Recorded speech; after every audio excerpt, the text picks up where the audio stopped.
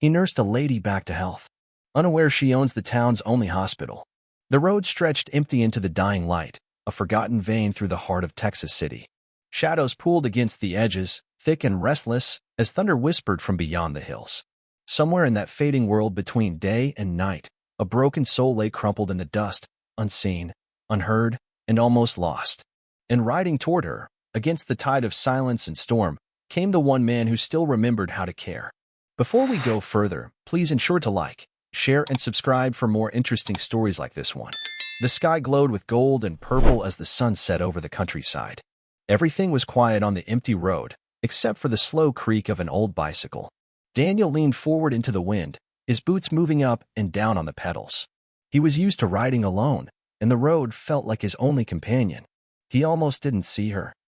A shape, too still to be sleeping, slumped at the edge of the road. His heart jerked.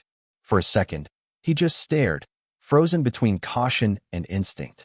Then he dropped the bike, feet stumbling over gravel, and rushed to her side. She looked like she'd been dragged through hell. Dirt clung to her skin. Deep bruises colored her arms. Blood, dried and dark, traced a line from her temple to her jaw. Her chest moved, barely. Daniel pressed trembling fingers against her neck, and relief struck him when he caught the faint, skipping beat of her pulse. "You're all right," he breathed, more a promise than a truth. Carefully, he gathered her into his arms. She was weightless, like carrying a memory. He flinched when she whimpered but didn't stop. The wind picked up, carrying the scent of rain and something older. Fear, maybe. Or fate. Balancing her against his chest, he reached his bike. It was hopeless, really, the old thing barely carrying him on a good day. But he wrestled her onto it anyway, one arm locking her close as he steered with the other. The road blurred under them, every jolt threatening to spill them both. Daniel gritted his teeth, muttering encouragement neither of them could hear. The woods closed around them. Twisted trees reached for the dimming sky, and somewhere a crow cried out. He knew every inch of this trail, every pothole and low branch, but tonight it all felt unfamiliar. Like the world was holding its breath. His cabin rose out of the gloom, squat and lonesome. He didn't slow, didn't dare. The front door gave under his shoulder, and he carried her straight through the flickering firelight into the one small bed. She didn't stir. Only her shallow breaths gave him any sign she was still fighting. Daniel moved on instinct. Water from the basin. A clean rag. Aspirin crushed between shaking fingers.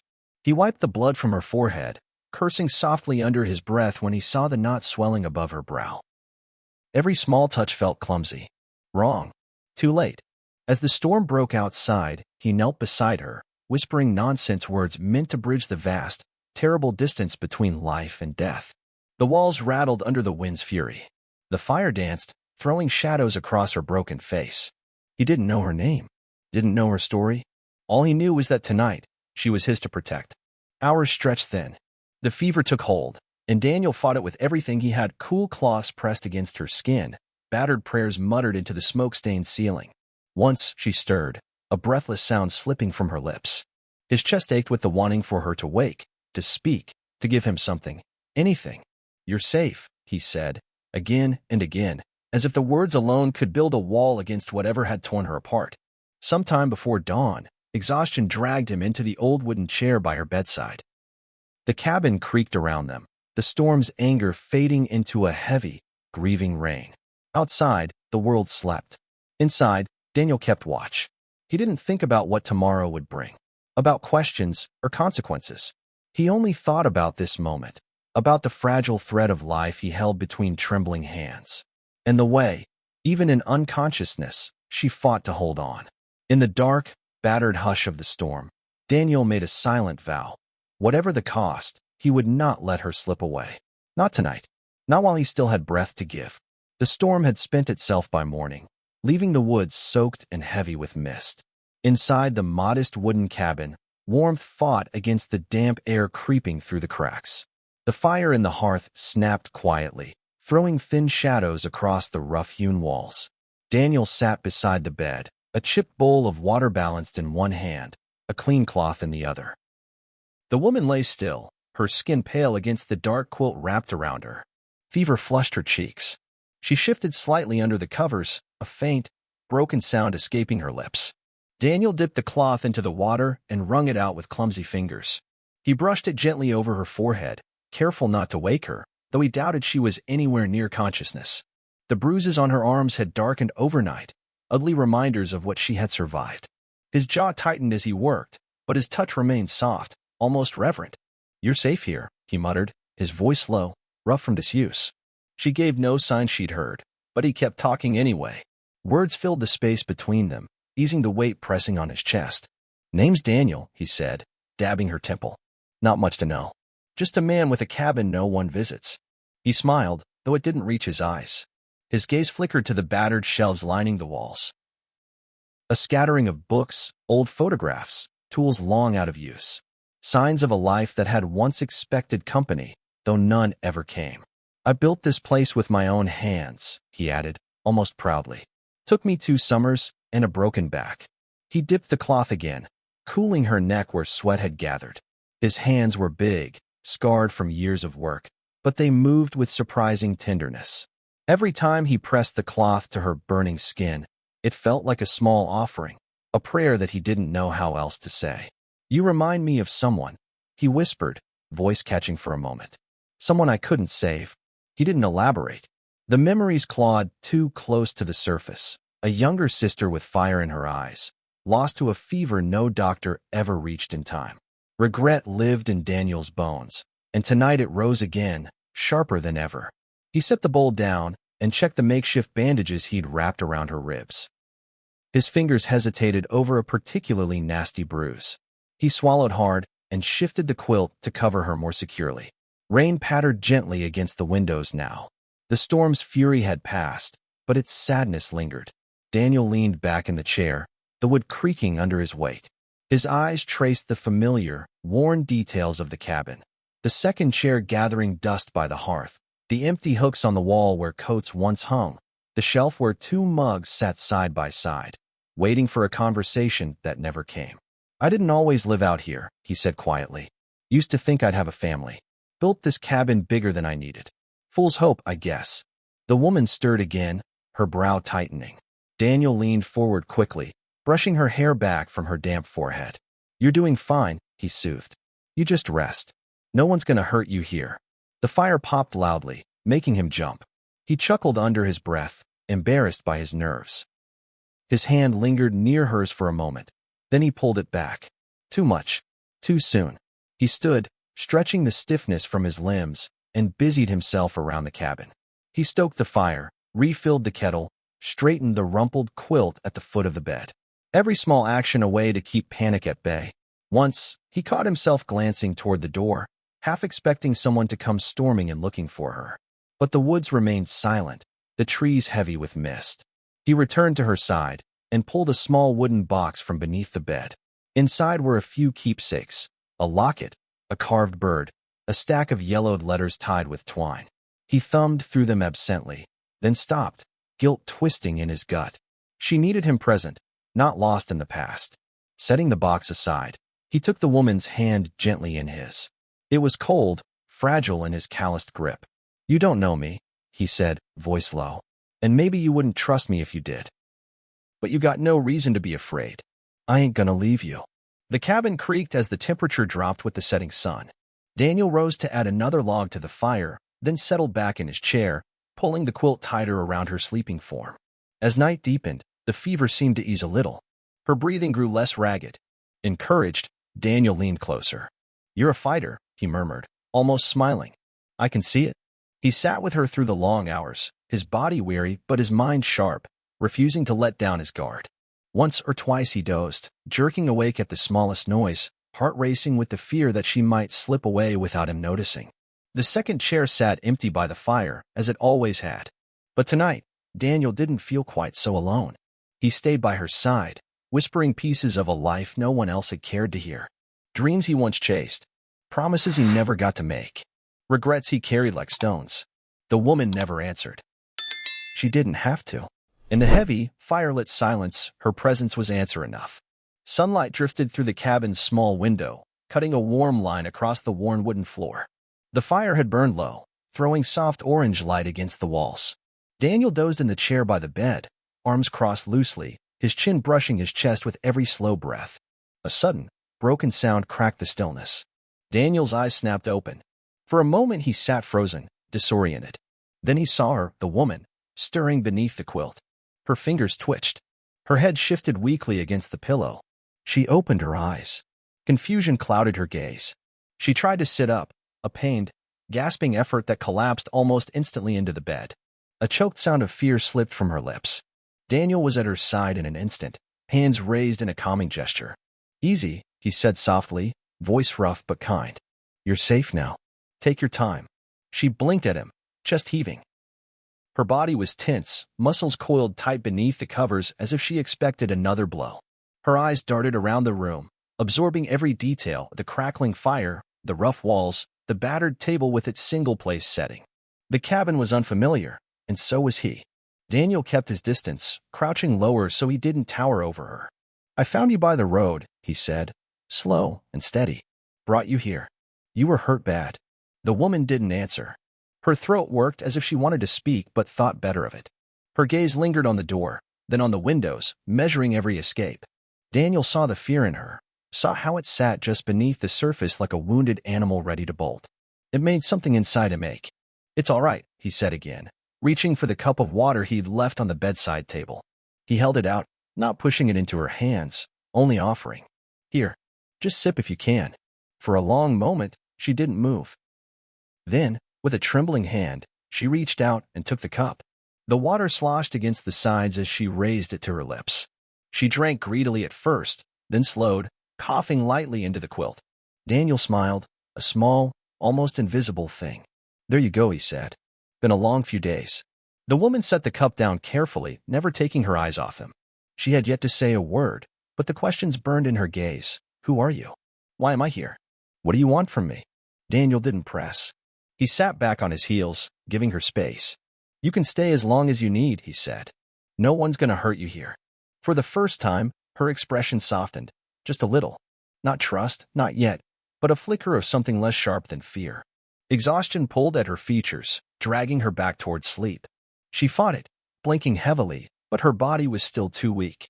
Daniel rose slowly, moving to stoke the fire and give her privacy. He didn't need her to trust him today. Trust, he knew, was earned in small moments, not demanded. He glanced back once before setting another log on the fire. Her eyes had followed him, wary but curious now.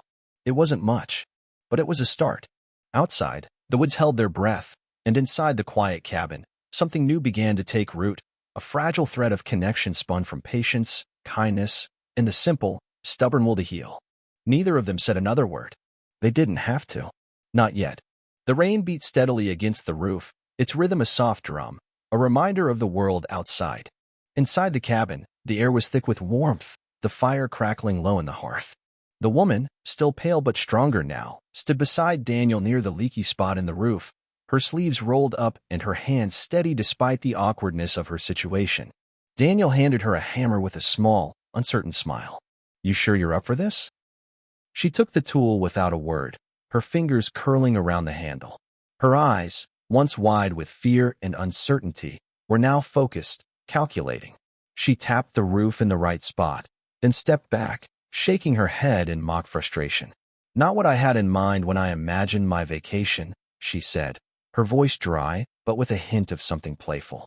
Daniel chuckled, the sound rich and genuine. "Yeah, fixing roofs in the middle of a storm wasn't exactly on my to-do list either." A bead of rain slid down from the eaves, catching the dim light from the fire. The moment felt strange, quiet, yet filled with the unspoken, the things they hadn't said yet, the distance that still lingered. "All right," Daniel said, moving to the ladder with a slight grunt. "Let me patch this up, and you can hand me the nails." She nodded, her movements smooth now, her body no longer trembling with weakness. As she passed him the tools, she found herself watching him more closely than she intended. There was something about him, his quiet patience, the way his hands worked with ease, the slight way he tilted his head when he concentrated. He seemed so comfortable in this life, in this simple, steady rhythm of work, like it was where he was meant to be. Daniel set the ladder against the wall and climbed up to the roof, where the rain was beginning to soak through the wood. From below, she could hear him muttering to himself, his words lost in the storm outside. She leaned against the table, arms crossed, watching him with a quiet sort of intensity, as if the simple act of helping him fix the cabin meant something she hadn't yet put into words. The sound of hammering filled the space. Daniel was focused now, but she could hear the occasional muttered curse as the hammer slipped or a nail missed its mark. She couldn't help but laugh softly, a little nervous sound that made Daniel look down at her. "Something funny?" he called out with a grin. She shook her head. "No, it's been a long time since I did something like this." Daniel paused, sensing a deeper truth hidden behind her words, but he didn't press her. Instead, he returned to his work, reaching up again with the hammer. "You know," he said, his voice lighter, "I always thought I'd be doing something else. I wanted to be a doctor once." The woman froze, her eyes flicking up to him in surprise. She hadn't expected that. Daniel glanced down at her, his face softening. "Yeah," he said, chuckling under his breath. "I thought I'd save lives. I had this big dream, you know? But life had other plans." There was a bitterness in his words, but it was tempered with acceptance, as if he had made peace with his choices. The woman didn't answer immediately. She just stood there, her arms folding tighter against her chest. The silence stretched between them, filled with the rain's steady murmur. That's a big dream," she said at last, her voice quieter than usual. Daniel looked down at her from the roof, offering a small, rueful smile. "Yeah, I guess it was. Sometimes I think I could have done it, if the world hadn't got in the way." She nodded slowly, her gaze dropping to the floor. Her lips parted as if she might speak, but no words came. Instead, she picked up the hammer, testing its weight in her hand, and walked over to help him again, saying nothing but offering her presence. It was enough. The small bond between them was unspoken but palpable, a quiet understanding that needed no explanation. They worked side by side, the steady rhythm of their labor matching the falling rain outside. For the first time since she had arrived, the woman felt the weight of her past ease, just slightly. The cabin felt warmer now, not just from the fire but from something between them, an unspoken connection that neither fully understood yet, but both could feel. "Done," Daniel called down after a moment. "At least until the next storm." She smiled faintly, her eyes still shadowed with that same distant sadness, but there was something softer in her expression now, something that said, "Maybe." They stood there in the dim light, the hammer still in her hand, neither of them speaking. The rain outside softened, its rhythm no longer a threat, but a gentle murmur that matched the quiet in the cabin. They had no promises to make, no guarantees to offer, but in the shared labor of fixing something, even something as small as a roof, they had begun to stitch together something new. Something fragile. Something worth holding on to. The rain had finally tapered off, leaving the air crisp and cool, the world outside the cabin wrapped in a calm stillness. Daniel was tinkering with a pot of stew, the aroma of garlic and herbs filling the air, when the knock came. It was abrupt, a hard, insistent sound that broke through the peace of the cabin like a stone through glass. Daniel froze, his hand pausing mid-motion, the spoon still hovering over the pot. The woman, now stronger, still quiet, and infinitely more guarded, looked up, her expression tightening. Something about the knock made the air around them shift, turning from the familiar comfort of their shared space into something uncertain. The door creaked open, and standing there, framed by the dim light of the doorway, was a man in a sleek black suit. His posture was stiff, his face unreadable. Behind him stood two large security officers, their presence imposing and professional. "Dr. Carter," the man said, his voice smooth but commanding. Daniel's heart skipped. The woman stiffened at the sound of the name, her face draining of color. "Dr. Carter? The woman?" Daniel stood frozen, unsure whether he had heard correctly. He glanced at her, but she wasn't looking at him. Her eyes were focused on the floor, her fingers twitching nervously at her side. The man outside didn't wait for a response. His voice took on an almost apologetic tone as he continued. "We've been searching for you. The entire town. Your hospital needs you." The words hit like a punch to the gut. The quiet solitude they'd built in the cabin, the unspoken bond between them, suddenly felt like a distant memory, swallowed by the weight of a truth Daniel had never imagined. The woman's shoulders slumped. She took a step back from the door, her breath coming in shallow bursts, her face clouded with something akin to regret. Finally, she looked up at Daniel, her eyes full of something he couldn't place, vulnerability, perhaps, or an apology, Or both. I didn't. I didn't want you to know, she said, her voice barely above a whisper. The words trembled as they left her lips. I didn't want anyone to know. Daniel's mind raced, trying to process what he had just heard. Dr. Carter. The woman in front of him, the one he had found lying on the road, the one he had carried to safety, cared for, and helped, was the owner of the town's only hospital? The realization hit him with the force of a thunderclap. She had been a stranger to him, someone lost, someone broken. But now, she was more than that. She was a person of importance. A figure whose name he had heard whispered among the townspeople. His gaze flicked between her and the man in the suit, who was now stepping forward, offering a polite, almost rehearsed smile. Dr. Carter, he said again, a hint of urgency creeping into his voice, we need you to come back. There's been an outbreak. The town is depending on you. The woman's gaze flicked back to Daniel, her eyes dark with shame and something else, fear, perhaps. The security officers remained silent, their presence heavy, yet distant. Daniel stood, his hand slowly lowering from the spoon he had been holding. The stew would have to wait. He was still processing the words, the shift in the air, the change in the woman he had cared for. Her true identity, Dr. Carter, the one they had all been searching for, had been hiding in plain sight. I'm not who you think I am, she murmured, the weight of the truth heavy in her tone. Daniel stepped forward, his hand unconsciously reaching toward her. He wasn't sure why, but he needed her to know something. Something that had nothing to do with hospitals or status. You're you, he said softly, his voice steady. The person I found. The person I helped. She hesitated, looking at him with a mixture of gratitude and sorrow. But that's just it, Daniel. You didn't know who I was. You helped me because you saw a person, not a doctor. Not someone important. The silence that followed felt thick with tension, the room holding its breath. For a long moment, no one spoke.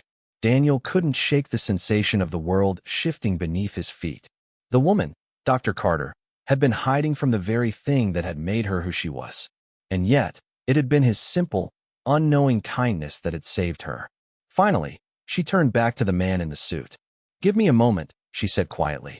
The man nodded curtly, stepping back, allowing the space between them to breathe.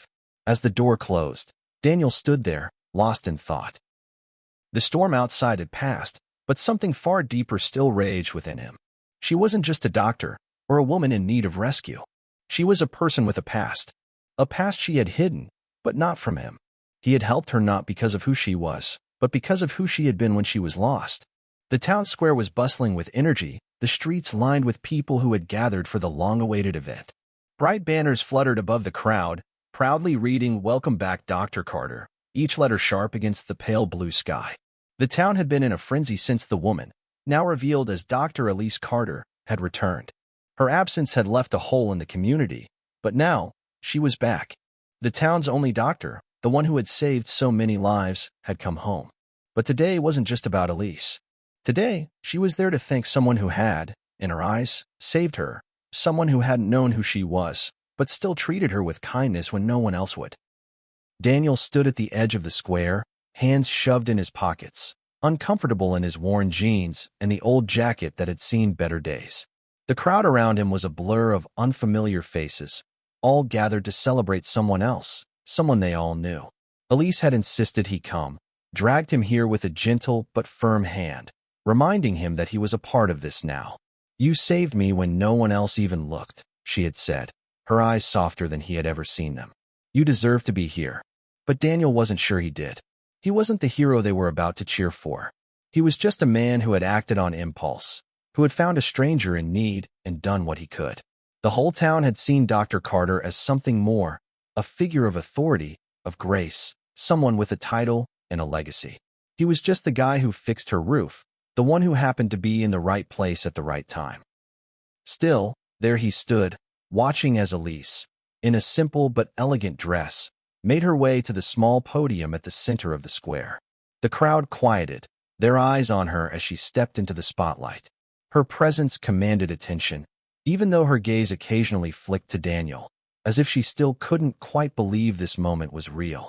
When she spoke, her voice carried with ease, reaching every corner of the square. "Thank you all for your patience, your support, and your warm welcome," she began, her tone sincere. "This town is my home, And it's because of all of you that I'm standing here today. She paused, her eyes scanning the crowd, and then, as if searching for something, or someone, she looked directly at Daniel. The crowd stirred slightly, puzzled by the shift in her focus. Elise smiled, a soft, almost reverent expression, before she continued, her voice growing more powerful. "But there is one person here who deserves special recognition," she said, her words clear and firm. "I owe my life to him." Daniel stiffened, his heart jumping in his chest. Elise's gaze remained fixed on him as she spoke, each word pulling him closer into the gravity of the moment. "This man," she said, "found me when I was nothing but a broken, lost soul. He didn't know who I was. He didn't care about my title, my job, my reputation. He saw me, a person in need, and he helped me." The crowd was silent, waiting for her to say more, to explain the mystery of the woman who had vanished. But Elise didn't focus on the details of her past. She didn't dwell on her role as a doctor. Instead, she turned back to Daniel, her eyes warm, full of gratitude. "I owe him everything," she said softly, her voice trembling slightly. "He's my miracle." A hushed murmur ran through the crowd. Daniel, caught completely off guard, could feel the weight of their gazes on him, some filled with curiosity, others with awe. The quiet reverence in Elise's words sent a wave of warmth through his chest, followed by a deep sense of something new, a connection to the town, to her, and to himself. Elise stepped down from the podium, her movements graceful but purposeful, and approached him slowly, her hand outstretched. Without a word, he took it, his palm warm against hers. The crowd erupted in applause, but it was muted for Daniel. All he could hear was the rush of blood in his ears, the slow beat of his heart, as if it was just him and Elise standing in the center of the square. In that moment, the world around them seemed to fall away, and the only thing that mattered was her gratitude, her trust, and the soft way she whispered, "Thank you." For the first time since he'd arrived in this town, Daniel felt like he belonged. The applause, the cheers, they were a distant hum in the background. What mattered was the woman who had come back, not as Dr. Carter, not as the savior of the town, but as someone who saw him, truly saw him, for the first time. And he realized, as the crowd continued to cheer, that it wasn't about what he had done. It was about how he had shown up when it mattered. And now, they were all here together. The town square had emptied out, the clattering of celebration now replaced with the quiet whispers of the night. The only sounds were the distant chirps of crickets and the soft rustle of leaves in the cool breeze. The evening sky was a deep indigo, the stars scattered like diamonds across the expanse, twinkling faintly in the stillness. Daniel stood alone by the fountain, his hands tucked in the pockets of his jacket, his gaze lost in the vastness above him. The laughter and applause of the ceremony were a distant echo now, fading into the quiet of the night. He hadn't expected any of this, the ceremony, the recognition, the sudden shift from outsider to hero. It all felt like a dream, surreal and weightless, as if he hadn't truly earned it. But the town had accepted him, had thanked him. Elise had called him her miracle. And yet, standing there beneath the stars, Daniel couldn't shake the feeling that he was still the same man he'd always been, just a man who did what was right when no one else was looking. He glanced at the fountain's gently rippling water, the cool reflections matching his restless thoughts. The weight of the day, of the newfound recognition, settled heavily on his chest. A part of him wanted to pull away, to return to his quiet cabin, to the life he knew. But another part, a small, stubborn part, wondered if he could build something here. Something more than just a life of solitude. The soft crunch of footsteps on gravel broke his reverie. Elise appeared, her silhouette framed by the dim streetlights. She walked toward him with the same calm grace she had shown all evening, her movements soft, almost hesitant, as if she too was savoring the peace after the storm of the celebration. "I thought I might find you here," she said, her voice gentle but carrying a note of determination. "The night's too quiet for me to go inside just yet." Daniel turned toward her, offering a small smile. "I needed some space. Seems like everything happened too fast today." She nodded, her eyes studying him. "I know the feeling. There's a lot to process." They stood together in silence for a moment, the only sounds now the faint trickle of the fountain and the rustling of the night. Elise's presence was a comfort to him, but there was something heavier in the air now. He could feel it in the way she was looking at him, as though she were holding something back. Finally, she spoke again, her voice softer this time. "I've been thinking about something I want to offer you." Daniel raised an eyebrow, curious. "What's that?" Elise hesitated, taking a small step closer to him. "I want you to help me. I want you to help me rebuild the hospital. Not just as a worker, but as a partner." She paused, her gaze meeting his. You show me more than just kindness, Daniel.